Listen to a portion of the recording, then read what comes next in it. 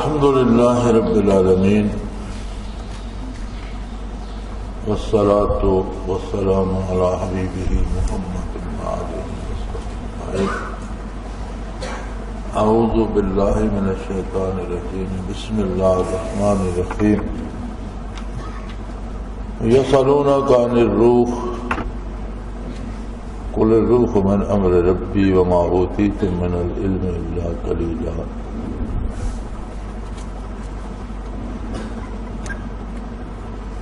اللهم سبحانك لا علم لنا إلا ما علمتنا إنك أنت العليم الحكيم. مولاي صل وسلم دائما أبدا على حبيبك خير الخلق كلهم.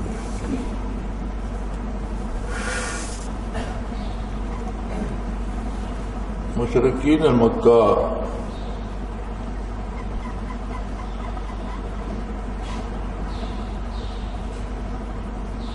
مختلف سوالات پیش کیا کرتے تھے آقا نامدار صلی اللہ علیہ وسلم پر، اور خود ان میں تو مذہبی شعور نہیں تھا. یہود کے بڑے بڑے قبائل مدینہ منورہ میں مقیم تھے اور ان میں ان کے علماء بھی تھے، تو یہ سفر کر کے ان کے پاس جاتے اور وہ انہیں مختلف سوالات بتاتے کہ اگر نبی برحق ہیں تو اس سوال کا جواب صحیح دیں گے. ان میں سے ایک سوال یہ بھی تھا کہ انسانی روح کیا ہے. یسألونک عن الروح، آپ صلی اللہ علیہ وآلہ وسلم سے روح کے بارے پوچھتے ہیں. قل الروح من امر ربی، آپ انہیں فرما دیجئے کہ روح امر ربی میں سے ہے، اللہ کے امر میں سے ہے.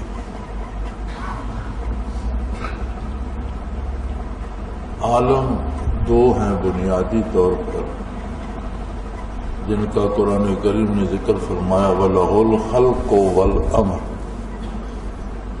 عالم خلق بھی اسی کا ہے اور امر بھی اسی کا ہے.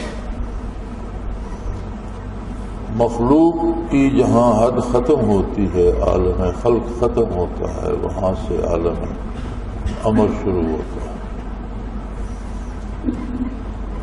یہ موت و حیات، صحت و بیماری، امارت و غریبی، کمزوری و طاقت، یہ سارا سلسلہ عالم خلق کے ساتھ.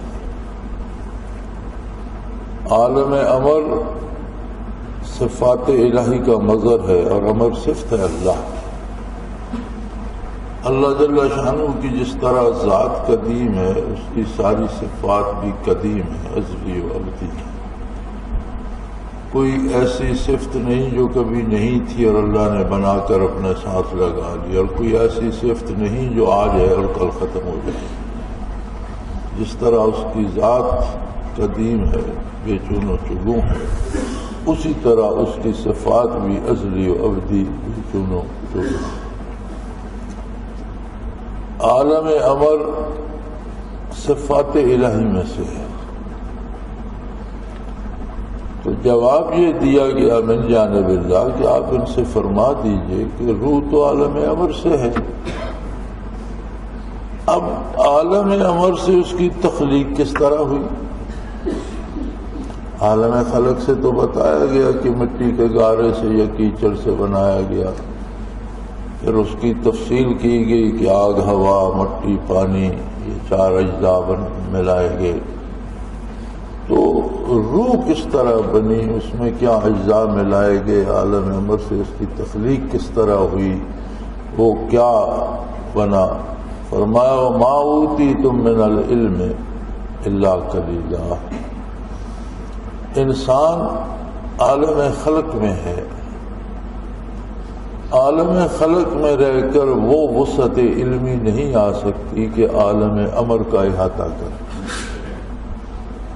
لہذا انسانی علوم اس بھید کو نہیں سمجھ سکتے کہ روح کی تخلیق کس طرح ہوئی اور بدن کے ساتھ اس کا رشتہ کس طرح قائم ہوا، یہ اس کی قدرت کاملہ ہے۔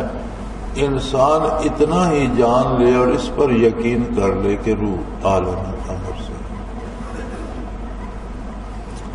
اور یہ بھی اس کی قدرت کاملہ کا عجیب کرشمہ ہے کہ عالم خلق کے بھی کثیف ترین مادے سے وجود انسانی بنا۔ بعض مادے بھی لطیف ہیں لیکن یہ کثیف ترین مادہ ہے مٹی اور کیچڑ۔ اب ایک کثیف ترین وجود کے ساتھ ایک لطیف ترین چیز کا، روح کا رشتہ کثیف اور لطیف میں جوڑ کس طرح لگایا، یہ اس کی قدرت کام ہے۔ لیکن جوڑ ایسا پکا لگایا کہ یہ اب کبھی ٹوٹے گا۔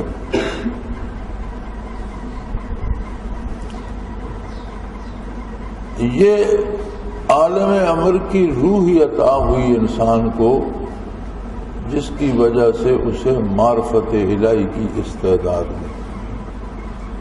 پوری مخلوق میں انسان ایک ایسی مخلوق ہے جسے معرفت باری کی توفیق اور استعداد عطا کی۔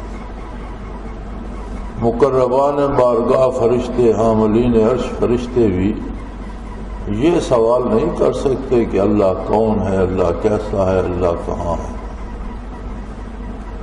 حکم کی اطاعت ساری کائنات کرتی ہے، ہر جگہ کرتی ہے۔ حاکم کی طرف نگاہ اٹھانے کی جرت کسی مخلوق میں نہیں سوائے انسان۔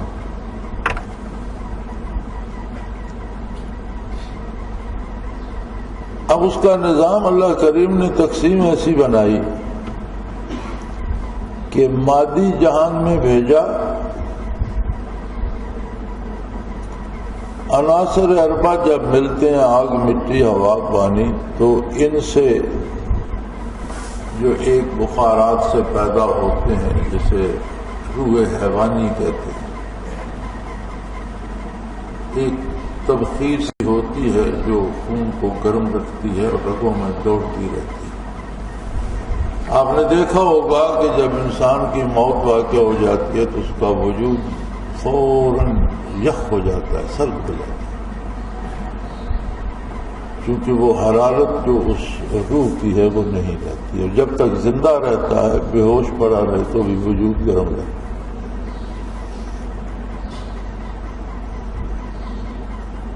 اسی کو نفس بھی کہتے ہیں، روح حیوانی۔ اب یہ چونکہ اس کی تخلیق ہی مادی اجزاء سے ہوئی تو اس کی فوری رسائی مادی چیزوں تک ہوتی ہے، اس کی محبت مادی چیزوں کے ساتھ ہوتی ہے، وہ حاصل مادی دولت کرنا چاہتا ہے۔ اسی لیے فرمایا گیا ان النفس لامارۃ بالسوء، نفس برائی کا حکم دیتا ہے، یاشی کا حکم دیتا ہے، لوٹ کھسوٹ کی رائے دیتا ہے۔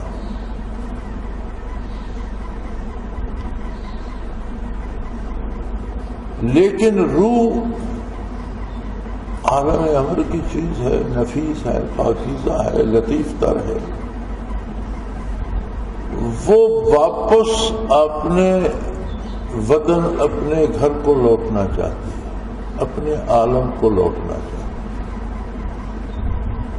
اب رشتہ ایسا ہے کہ چھوڑ نہیں سکتی، یا تو پھر انسان کا پورا جو ہے رابطہ اور اس کی توجہ عالم امر تک جائے،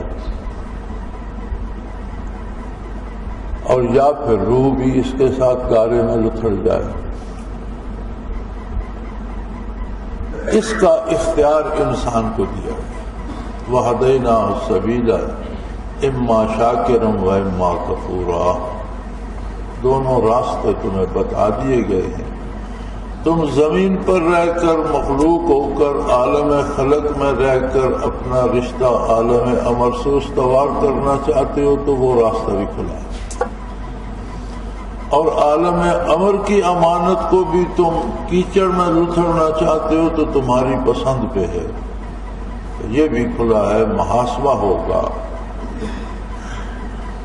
اور جو اپنے اصل کو پہنچا انعام پائے گا، اور جس نے اپنے وجود کے ساتھ روح کو بھی تباہ کیا وہ سزا پائے گا۔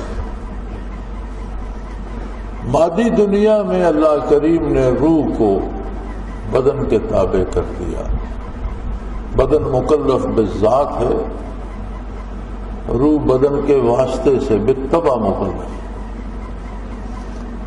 مادی دنیا کی گرمی، سردی، صحت، بیماری، نیکی، بدی، یہ سارا بدن برداشت کرتا ہے براہ راست، لیکن روح بھی اس کے ساتھ بھگتتی رہتی ہے۔ یہ گناہ میں آلودہ ہوتا ہے تو اس پر بھی میل آ جاتا ہے، یہ کفر میں جاتا ہے تو وہ بھی مر جاتی ہے، اس کی حیات بھی ختم ہو جاتی ہے، اس کی استعداد ختم ہو جاتی ہے۔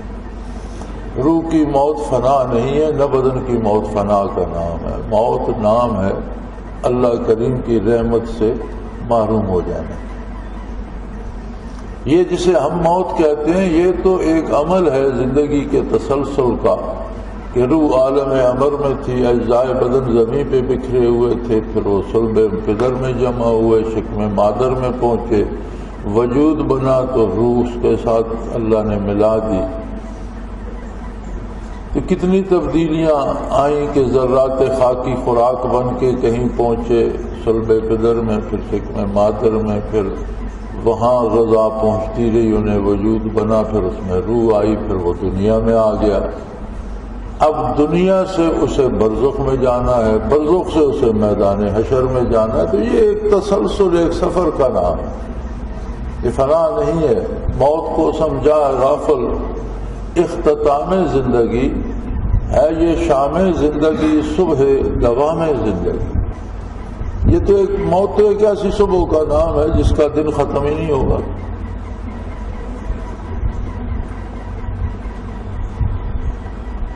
اب روح کی قوت یا روح کی حیات اس میں ہے کہ بندے کو نور ایمان نصیب ہو جائے۔ اگر اسے ایمان نصیب نہیں ہوتا تو اس کی مثال ایسی ہوتی ہے جیسے روح تو مر چکی ہو اور یہ جو بدن ہے یہ چلتی پھرتی قبر۔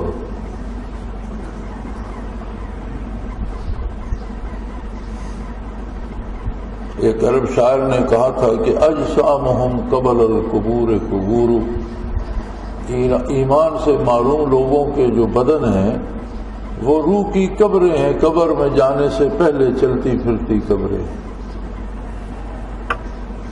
اور اس کا انسان مکلف ہے۔ حضور اکرم صلی اللہ علیہ وسلم نے فرمایا کل مولود یولد علی فطرہ ثم ابواه یحودانہ او ینصرانہ او یمجسانہ او کما قال رسول اللہ صلی اللہ علیہ وسلم، کہ ہر انسان فطری استعداد لے کر پیدا ہوتا ہے۔ جو انسانی شعور و آگہی اور استعداد ہے وہ ہر بندہ لے کے پیدا ہوتا ہے۔ دنیا میں جب آتا ہے تو اس کے سامنے پہلا ماڈل اس کے والدین ہوتے ہیں، ان سے سیکھتا ہے، کوئی اسے یہودی بنا دیتا ہے، کوئی نصارہ بنا دیتا ہے، کوئی مجوسی بنا دیتا ہے، کوئی اسے چور ڈاکو برائی پہ لگا دیتا ہے۔ والدین کو دیکھ کر از خود وہ سیکھتا ہے، پھر ماحول اور معاشرہ اسے اپنے ساتھ بہا لے جاتا ہے۔ کوئی خوش قسمت ہو اور اسے نور ایمان نصیب ہو جائے، تو بہت کم ایسے خوش نصیب دیکھے ہیں یا پڑھے ہیں جو کفار کے گھروں میں بھی پیدا ہوئے، تو جب بالغ ہوئے، شعور سنبھالا، تو انہیں تجسس ہوا کہ میں کون ہوں، میں کیا کر رہا ہوں، اور اس تلاش میں انہیں نور ایمان نصیب ہوا۔ لیکن بڑی خوش قسمت لوگ ہوتے ہیں، اکثریت بھول جاتی ہے اس کو، ان کی روح جو ہے وہ غفلت کی تہوں میں دب جاتی ہے اور جوان ہوتے ہوتے ایک راستے پہ دوڑ پڑتے ہیں۔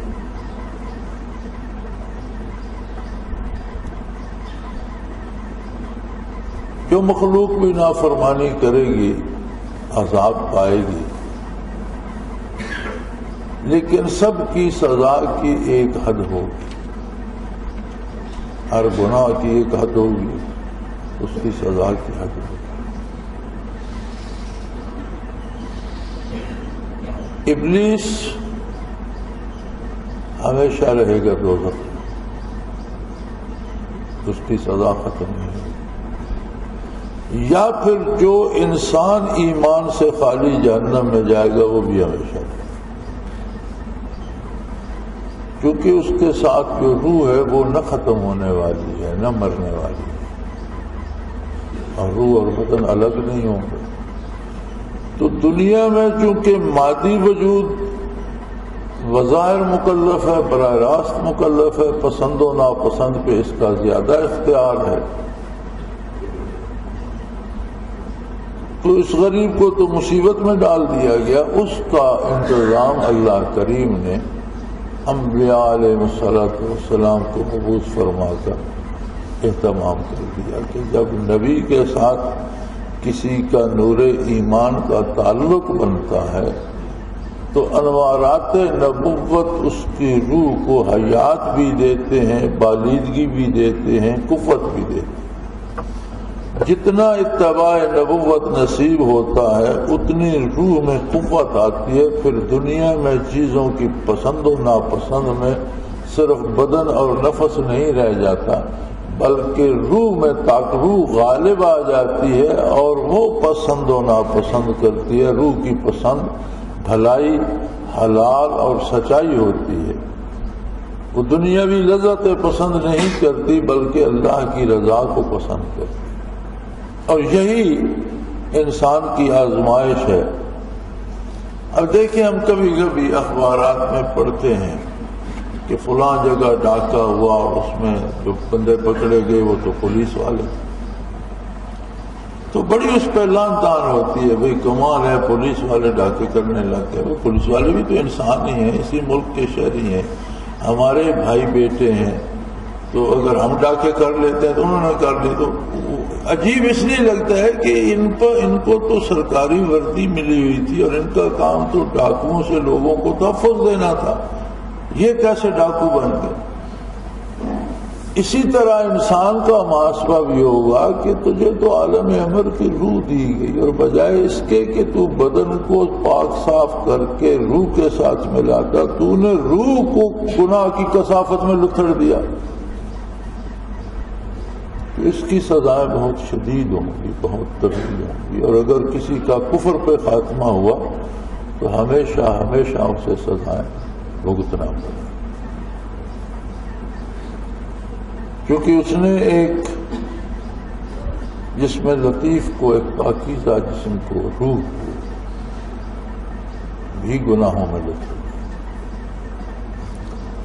دنیا میں جس طرح بدن کو تکلیف یا گرمی سردی ہوتی ہے تو روح بھی بے چین ہوتی ہے، وہ بھی بھگتتی ہے، حالانکہ دنیا کی گرمی سردی کا براہ راست تو اس پہ اثر نہیں ہوتا، لیکن بدن کے تعلق سے روح بھی بے قرار ہوتی ہے۔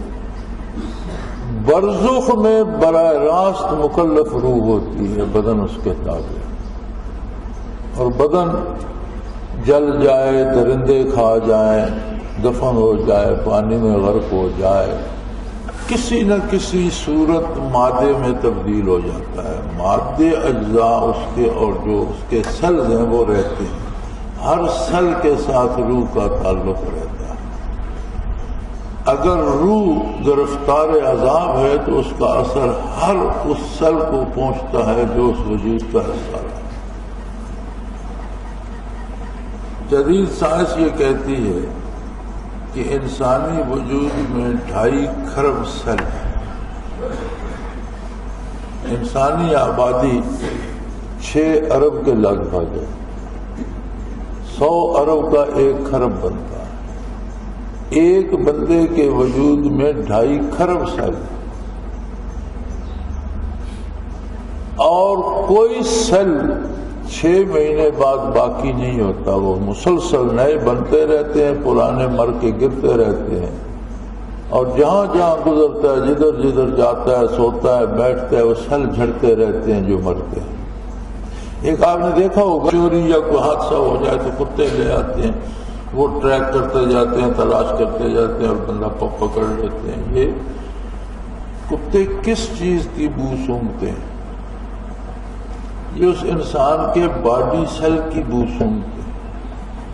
وہ جو مر کے گرتے رہتے ہیں، انسان جدھر سے گزرتا رہتا ہے وہ جھڑتے رہتے ہیں، وہ ایک دفعہ اس کے کسی کپڑے وغیرہ کو سونگھ لیں تو اس میں انہیں باڈی سیل کی ایک خاص، ہر بندے کی ایک خاص خوشبو ہے، انہیں سیل کی خوشبو ہوتی ہے، وہ جہاں جہاں گزرتا ہے وہ سیل جھڑتے رہتے ہیں، وہ خوشبو سونگھتے سونگھتے بندے تک پہنچ جاتے ہیں۔ اس کا مطلب ہے کہ بندے کا وجود صرف مر کر نہیں بکھرتا، زندگی میں اتنا زیادہ بکھرتا ہے کہ مر کر اتنا بکھر ہی نہیں سکتا۔ جن لوگوں کو یہ حیرت ہوتی ہے نا کہ مر کے جی وہ بندہ انہوں نے جلا دیا یا وہ پانی میں غرق ہو گئے یا درندے کھا کے اسے عذاب کیسے ہوگا، انہیں یہ سمجھنا چاہیے کہ مر کے بندہ اتنا نہیں بکھرتا جتنا ساری زندگی وہ بکھرتا رہتا، کہ 6 مہینے میں 2.5 کھرب سیل مر کے جھڑ چکے ہوتے ہیں، 2.5 کھرب سیل نئے وہاں ان کی جگہ لے چکے ہوتے ہیں۔ تو گویا سال میں 2 مرتبہ پورا وجود بکھر چکا ہوتا ہے، کہاں کہاں سفر کرتا ہے، کہاں کہاں جاتا ہے، کہاں کہاں رہتا ہے، وہ وہیں میں گرتے رہتے ہیں۔ اگر خدا پناہ دے قبر میں عذاب میں گرفتار ہوگا تو جہاں جہاں وہ سیل گرے ہیں، جتنا عرصہ وہ وجود کے ساتھ رہے ہیں، جتنا ان کا حصہ بنتا ہے، اتنا اتنا عذاب ہر سیل کو ہر جگہ پہنچے، کیونکہ روح کا رشتہ تو ہر سیل کے ساتھ استوار ہے۔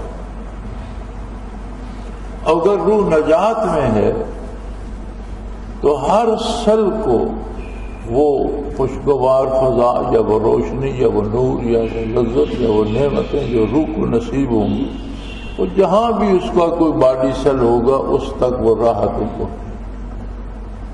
حشر قائم ہوگا تو نہ روح بدن کے تابع رہے گا نہ بدن روح کے تابع، دونوں برابر مکلف ہو جائیں گے، ایک جیسا محسوس کریں گے، ایک جیسا دیکھیں گے۔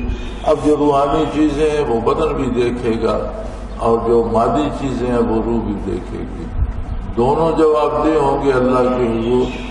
جہنم میں بھی دونوں برابر کے حصہ دار ہوں گے، جنت میں بھی دونوں برابر کے، روح اور بدن دونوں برابر مکلف ہوں گے۔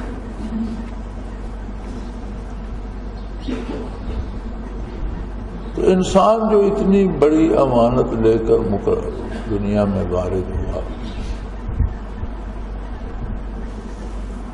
اب اگر وہ نرا بدن ہی کی ضروریات پہ لگ جائے تو اللہ کریم فرماتے ہیں اولئک کالانعام بل ہم اضل، جو صرف پیسے جمع کرنا، کھانا پینا، بچے پیدا کرنا، گھر بنانا، دولت جمع کرنا اور مر جانا جن کی زندگی کا مشن ہے، فرمایا یہ چوپاؤں کی طرح ہیں، جانور ہیں،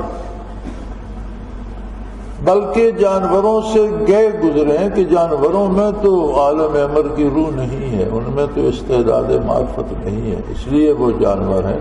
اس میں استعداد معرفت تھی، اسے ضائع کر کے تو حیوانی زندگی پہ مطمئن ہو گیا، یہ جانوروں سے بھی گیا گزرا۔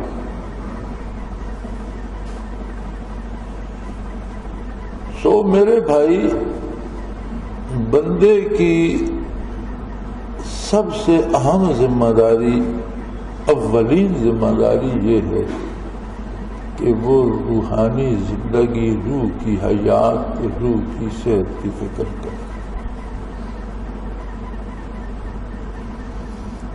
بدن کی زندگی بڑی مختصر ہے، یہ وقت کا عجیب تماشا ہے۔ آج کسی سے کوئی بات کریں اور اسے بتائیں کہ یہ کام میں 20 سال بعد کر دوں گا، تو وہ چکرا جائے گا کہ 20 سال بعد، اسے اتنا لمبا لگے گا 20 سال، لیکن جن کی 60-70 سال عمر ہے ان سے پوچھیں 60-70 سال کتنے، وہ کہتے ہیں کل تو یار لڑکے تھے، آج 70 سال گزر گئے، پتہ ہی نہیں چلا۔ وقت جب بسر ہو جاتا ہے تو اس کا پتہ نہیں چلتا ہے۔ آج 20 سال کی بات ہم کریں گے تو لمبا لگے گا، لیکن کسی 60-70 سال کے بندے سے پوچھیں وہ تیرے وہ سالوں ماہ کیا ہوئے، تو کہ کل کی بات تھی، یار سکول پڑھتے تھے، لڑکے تھے، کھیلتے کودتے تھے، پتہ نہیں کہاں گزر گئے سال، سمجھ ہی نہیں آیا۔ تو بدن کی حیات تو اتنی سی ہے کہ قیامت کو پوچھا جائے گا کم لبستہ، کتنے رہے ہو دنیا میں؟ یومن او بعد یوم، یا اللہ کو دن بھر رہے ہوں گے یا پیر بھر رہے ہوں گے دنیا میں، تو بس گئے اور چلے آئے۔ فصل العادین، ہمیں تو گنتی نہیں آتی، جو شماریات جانتے ہیں ان سے بار الہ پوچھئے، ہمیں تو لگتا ہے کہ پیر بھر یا دو پیر یا دن بھر وہاں گئے اور آ گئے۔ یہ جو دنیاوی، اور ہم سب جانتے ہیں، ہم سب ہمارے سامنے ہیں، ہم نے اپنے ہاتھوں سے اپنے بزرگوں کو دفن کیا، اپنے بچوں کو دفن کیا، اپنے بھائیوں کو، بہنوں کو، دوستوں کو دفن کیا۔ ہم سب جانتے ہیں کہ ہمیں دفن ہو جانا ہے، ہمیں دنیا سے چلے جانا ہے۔ یہ لذت عارضی ہیں، یہ دولت عارضی اور وقتی ہے، یہ موٹریں، گاڑیاں، مکان، یہ وقتی اور لمحاتی چیزیں ہیں، یہ مرغن کھانے اور مشروبات، یہ سب وقتی اور لمحاتی ہیں۔ ضرور کھائیں، اچھی گاڑی رکھیں، اچھا کھانا کھائیں، لیکن حلال۔ حرام ہوگا تو روح کو تباہ کرے گا، روحانی زندگی کو تباہ کرے گا، قبر کو برباد کرے گا، اس کا کیا فائدہ؟ اب اس کے لیے ضرورت ہوتی ہے کہ روحانی استعداد بڑھائی جائے، اور اس کا ذریعہ اللہ کا ذکر ہے۔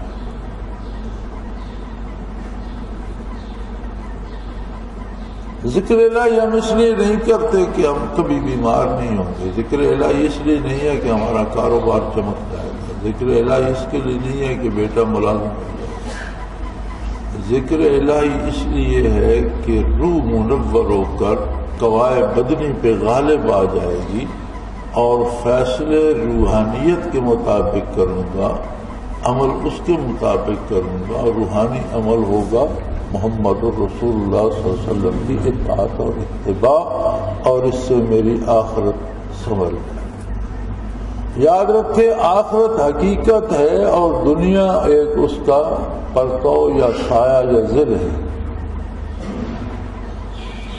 جو درخت گھنا یا جس کے پتے سرسبز ہوتے ہیں اس کا سایہ بھی گھنا ہوتا ہے، اور جس کے پتے جھڑ جاتے ہیں اور سوکھ جاتا ہے اس کا سایہ بھی نہیں رہتا۔ جس کی آخرت سنورتی ہے اسے دنیا میں بھی کوئی تکلیف نہیں ہوتی، اس کے دنیاوی حالات خود سدھر جاتے ہیں، اور جس کی آخرت برباد ہوتی ہے اسے دنیا میں حکومت بھی مل جائے تو اس کے دل کے اندر آگ لگی رہتی ہے، وہ سلگتا رہتا ہے، وہ تڑپتا رہتا ہے، اسے پیروں اور محلوں کے اندر بھی نیند نہیں آتی، نرم بستر بھی اس کو آرام نہیں پہنچا سکتا، کیونکہ آخرت حقیقت ہے۔ تو یہ محافل، اجتماع، تبلیغ، ذکر، یہ ساری اس کی بنیادی کوشش جو ہے وہ یہ ہے کہ ہماری روح میں طاقت آئے، روح میں زندگی آئے، حیات آئے، صحت آئے، اور فیصلے روحانی حیات کو، روحانی ترجیحات کو مد نظر رکھ کر کریں کہ ہر بندہ ہر لمحہ فیصلہ کرتا ہے۔ یہی فیصلے قیامت کو نافذ ہوں گے جو صبح سے شام تک ہم کرتے ہیں۔ فرمایا کہ اعمال نامے تھما دیے جائیں گے اور حکم دیا جائے گا اقرا کتابک، اپنا اعمال نامہ پڑھ، کفا بنفسک الیوم علیک حسیبا، تو اپنے لیے خود بہترین جج ہے۔ جو فیصلے تو دنیا میں کرتا رہا، اگر تو نے اللہ کی رضا اور اللہ کے حبیب صلی اللہ علیہ وسلم کی رضا کے مطابق کیے ہیں تو انعام پائے گا، اور تیرے فیصلے احکام الہی یا سنت پیغمبر صلی اللہ علیہ وسلم کے خلاف ہیں تو سزا پائے گا۔ تو اپنا جج بہترین، تو خود بہترین جج ہے، تو نے زندگی بھر فیصلے کیے۔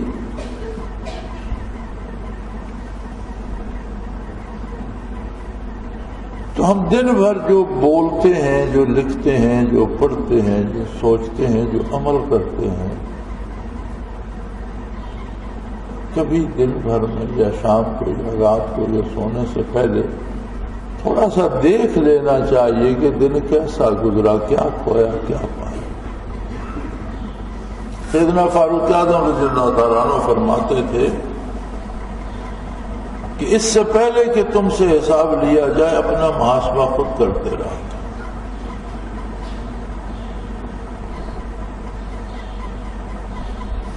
نبی علیہ الصلوۃ والسلام نے بشارت دی روزہ دار کو، رمضان شریف میں تراویح پڑھنے والوں کو قائم اللیل فرمایا من صام رمضان ایمانا و احتسابا غفر له ما تقدم من ذنبه او كما قال رسول اللہ صلی اللہ علیہ وسلم کہ جس نے رمضان کا روزہ ایمان اور احتساب کے ساتھ رکھا، لیکن ایمان کے ساتھ حضور نے احتساب کیا ہے؟ یہی محاسبہ کہ میں نے دن پر کیا سوچا، کیا کھایا، کیا پیا، کس طرح کمایا، باتیں کیسی کی، میری زبان سے کیا لفظ نکلا، کون سا پسندیدہ ہے، کتنے ناپسندیدہ جملے بولے۔ حضور صلی اللہ علیہ وسلم فرماتے ہیں کہ بعض اوقات بندہ نیکی کرتا رہتا ہے اور ایک جملہ زبان سے ایسا نکل جاتا ہے جو ساری نیکیاں ضائع کر کے ایمان بھی سلب کرا دے، اور بعض اوقات بندہ خطا کار ہوتا ہے لیکن کوئی جملہ اس کی زبان سے ایسا نکل جاتا ہے جو ساری خطائیں معاف کرنے کا سبب بن جاتا ہے۔ تو زبان سے لے کر کردار تک اور سوچوں سے لے کر افکار تک محاسبہ کرنا چاہیے اور روزانہ کرنا چاہیے کہ آج کا دن زندگی سے نکل گیا، میرے ہاتھ سے نکل گیا، اس میں میں نے کیا کھویا، کیا پایا، میں کہاں ہوں۔ بندہ خود کو تو تلاش کرے کہ میں کہاں کھڑا، اگر اس حال میں موت آ گئی تو میرا حشر کن لوگوں کے ساتھ ہوگا۔ یہ حاصل ہے اس ساری محنت کا، یہ کسی کے بڑا بننے کے لیے نہیں ہے کہ وہ قطب بن گیا اور وہ غوث بن گیا، یہ اس کے لیے نہیں ہے کہ کوئی بڑا حضرت جی بن گیا اور بڑا ولی اللہ بن گیا، یہ سب اللہ کے نزدیک ہے، کون اس کا دوست اور ولی ہے اس کی رسید نہیں، یہ صرف انبیاء کے پاس یہ رسید ہوتی ہے کہ وہ اللہ کے نبی اور مقبولان بارگاہ ہیں۔ یہ رسید اللہ نے صحابہ کرام کو دی ہے رضی اللہ عنہم ورضوا عنہ۔ پہلے ہی نتیجہ بیان کر دیا، میرا تیرا نتیجہ قیامت کو بیان ہوگا۔ جو نیکی اب سمجھتے ہیں ہم وہ نیکی ہے یا نہیں یہ پتہ قیامت کو لگے، اور گناہ کا جو صدور ہوتا ہے وہ تو یقینی ہے، پتہ ہے کہ یہ جرم ہے اور میں نے کیا۔ تو اس جرم سے بچنے اور اطاعت الہی اور حضور صلی اللہ علیہ وسلم کی اطاعت کرنے کی توفیق نصیب ہو، اس کی دوا ہے ذکر الہی، ذکر دوا، ذکر قلبی۔ یہ کسی کے بڑا چھوٹا بننے کے لیے نہیں ہے، کسی کے حضرت صاحب بننے کے لیے نہیں ہے، کسی کے ذاتی بڑائی کے لیے نہیں ہے۔ اور میں یہ سمجھتا ہوں، اکثر میں یہ سوچتا ہوں کہ 1400 سال صوفیاء نے کبھی یہ طریقہ اختیار نہیں۔ صحابہ کی خدمت میں پہنچے تابعی بن گئے، تابعی کی خدمت میں پہنچے تبع تابعی بن گئے، تبع تابعین کے بعد گنتی کے لوگ ملتے ہیں جنہیں انہوں نے ذکر سکھایا، باقی کو ظاہری دین تعلیم کیا، تسبیحات بتا دی، منزل تلاوت کرنے کا بتا دیا، اور اسی طرح چلتا رہا۔ بڑے بڑے عظیم نام، کسی نے 4 بندوں کو ذکر سکھا دیا، کسی نے 10 کو سکھا دیا، 2 کو سکھا دیا، 1 کو سکھا دیا، اس سے زیادہ نہیں ملتا۔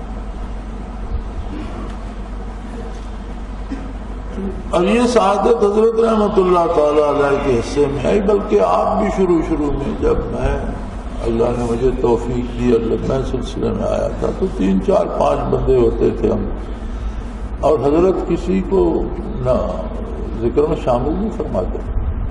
مطلب ہر بندے کا کام نہیں ہے یہ، نہ ہر بندے میں استعداد ہوتی ہے، نہ ہر سے ہوتا ہے۔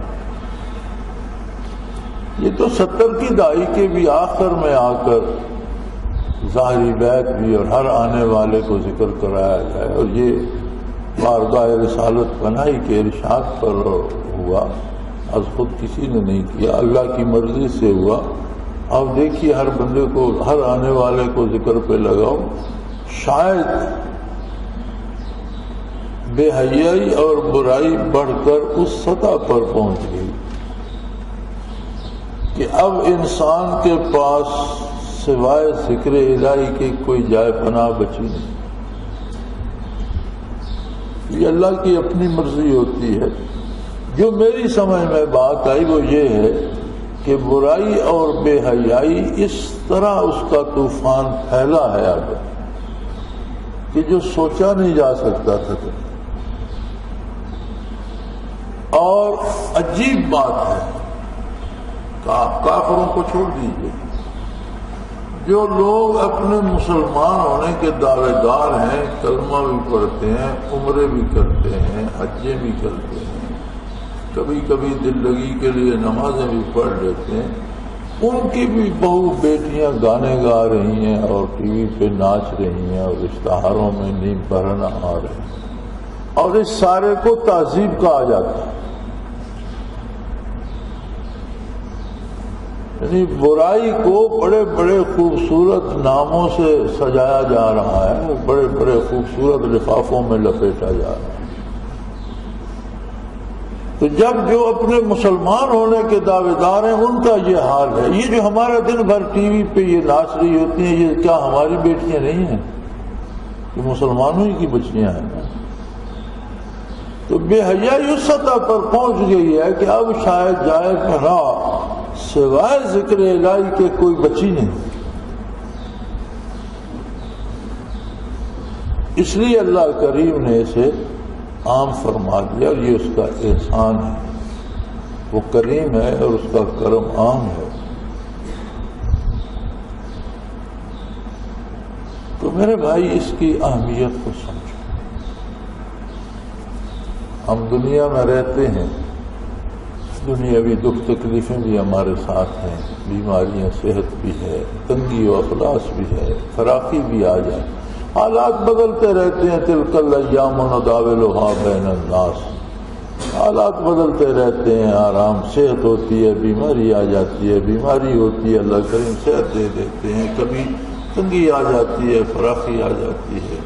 یہ ساری چیزیں دکھ سکھ دھوپ چھاؤں کی طرح بدلتے رہتے ہیں، اور ہم اس میں رہتے ہوئے مکلف ہیں کہ اسباب اختیار کریں تکلیف سے بچنے کے لیے، صحت کا خیال رکھیں، مضر صحت چیزیں نہ کھائیں، اسی طرح حرام سے بچیں، حلال کھائیں، یہ سارے اس چیز کے ہم مکلف ہیں۔ لیکن اگر ان اجتماعات اور ذکر کی محافل کو بھی ہم دنیائی ضرورتوں سے آلودہ کر لیں گے تو بچا کیا؟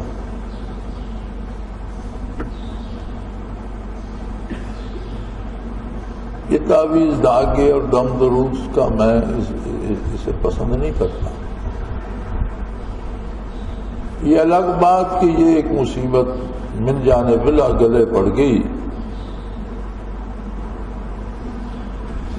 اور جو کچھ میں کوئی نقش دیتا ہوں یا بہت کم دم کرتا ہوں، لیکن اگر کرتا ہوں تو ایک دو چیزیں جو وہ بھی ہیں جو اللہ کریم نے مجھے عطا کی، میں نے حضرت جی پر پیش کی تو انہوں نے فرمایا تمہیں عطا ہوا ہے وہی رکھو، اللہ کا انعام، وہی ایک تعویذ ہے، اور وہ بھی میں کلام پڑھتا ہوں، لکھتا نہیں ہوں، لکھتا ویسے لکیر ڈال دیتا ہوں، الفاظ میں صحیح لکھتا نہیں ہوں، الفاظ دل میں دہراتا ہوں اور لکیر، یہ اللہ کی مرضی، وہ شفا دے دیتا ہے۔ اچھا ہے، مفت علاج ہے، سستا علاج ہے، لیکن اب اجتماع کو تو اس علاج کی نظر نہ کرو۔ 30 دن بعد اجتماع ہوتا ہے مہینے کا، 30 دن روزانہ میں چوکیدار کی طرح بیٹھا ہوتا ہوں۔ میں بھی انسان ہوں اور مزدور آدمی ہوں، میرا سارا کاروبار ان تعویذ والوں نے چھڑا دیا۔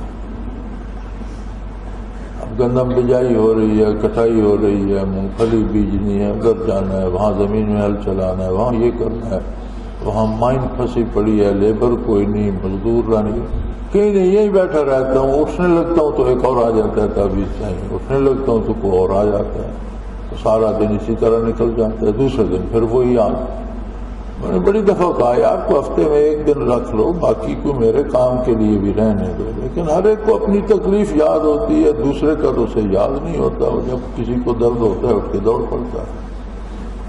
چلو ٹھیک ہے، آئیں روز آئیں، لیکن کم از کم اجتماع کو تو تعویذوں کی نظر نہ کریں، اجتماع کے لیے تشریف لائیں تو صرف روحانی تعلیم کے لیے۔ اب اگر آپ بیماروں کو بھی، اب بیماروں کو پتہ نہیں لوگ ساتھ کیوں لے آتے ہیں، اب بیمار کو گھر رہنے دو، میں تو حکیم نہیں ہوں، میں نے نبض نہیں دیکھنی، ڈاکٹر نہیں ہوں، اسے چیک اپ نہیں کرنا، کوئی ایک بندہ آ کر تکلیف بتا کر تعویذ لے جاؤ، بات ختم، بیمار کو کیوں تکلیف دے۔ اور پھر اجتماع پہ جب آپ تشریف لاتے ہیں تو سب کو ضرورت تعویذوں کی ہوتی ہے، آپ بالکل آئندہ جو اجتماع کے ہفتے کو تعویذ لے گا اسے رہنے کی اجتماع کے لیے اجازت نہیں ہوگی، تعویذ لے اور چلا جائے، آیا تعویذ لینے جائے، پریشان نہ کرے۔ اور جو اتوار صبح اٹھ کر تعویذ مانگے گا اسے ملیں گے نہیں۔ اپنی نیت کو خالص کرو اللہ۔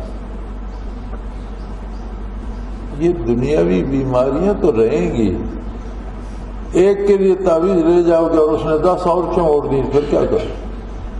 وہ جو ایک سے شفا دے گا وہ 10 اور بھی لگا سکتا ہے۔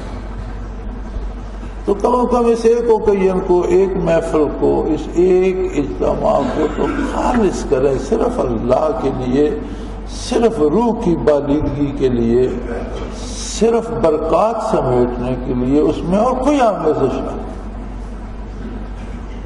کیونکہ اللہ کو خالص کھری نیت اور خلوص پسند ہے، اس میں آمیزش نہ کریں۔ یہ نہیں کہ مجھے اتوار کو آپ کو نقش دیتے ہوئے کوئی درد ہوتا ہے، ہر اتوار تو زیادہ رش ہوتا ہے، لوگوں کو چھٹی ہوتی ہے، مجھے صبح سے شام تک فرصت نہیں ہوتی، دوست آ جاتے ہیں، ٹھیک ہے، اللہ کی مرضی، اگر وہ ان کو اس طرح شفا دیتا ہے تو کچھ یہ احساس بھی ہوتا ہے کہ نہیں دیں گے تو کسی بے دین عمل کے پاس جائیں گے، اور دنیا تو دیں گے ہی، وہاں ضائع کریں گے، دین بھی ضائع کر بیٹھیں۔ اس سب کے باوجود اس اجتماع کو ان چیزوں سے پاک کریں، ایک دن ایک رات جو ہے وہ تو صرف اللہ کے لیے مختص ہے، فائدہ اسی میں ہے۔ اور یہ یاد رکھیں، ہم سے ہر ایک کے پاس عالم امر کی روح امانت ہے، ہم دنیا میں اس کے ساتھ کیا سلوک کرتے ہیں اس کا جواب آخرت میں ہمیں مل جائے گا۔ اچھا کریں گے تو وہ بہت کریم ہے، ہمارے عمل سے کروڑوں گنا زیادہ اجر دے گا، برا کریں گے تو سزا کے مستحق ہیں، تو اللہ سب کو معافی دے، جو ہو چکا اس کی مغفرت فرمائے، توبہ کی توفیق دے، اور آئندہ نیکی کی توفیق دے، اور ہمیں روحانی حیات عطا کرے، اپنا قرب عطا کرے، اپنی اور اپنے حبیب صلی اللہ علیہ وسلم کی اطاعت کی توفیق عطا فرمائے۔ وآخر دعوانا الحمدللہ۔